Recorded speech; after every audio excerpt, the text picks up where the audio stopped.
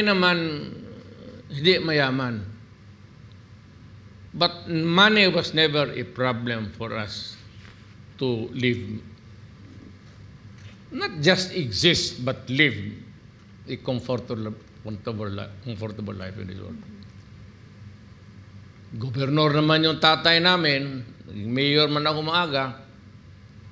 So, don't need to steal.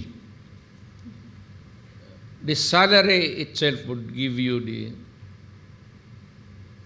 the best that life can give. Ang intelligence fund, something yan. Sinabi ko na nga, ROTC, PMT.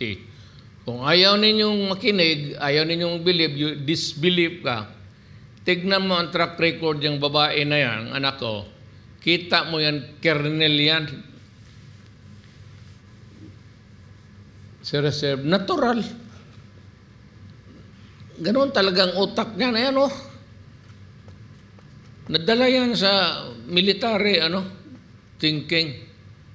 That is why ang gusto niya ibalik, kasi gusto ko rin lahat ibalik yung mandatory ROTC.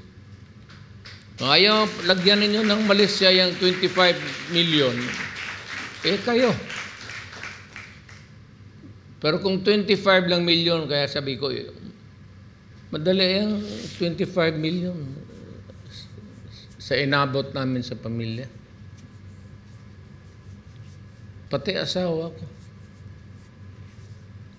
She can lend the money anytime. Ganun lang. Hindi yung sinasabi na palusot na ito ni Inday. Hindi kami magpalusot. Magpalusot, di man kami magnanakaw. Kung meron man dyan nagkamali ako, sige. Masira na tayo kasi alam ko sira kayo. Sigurado.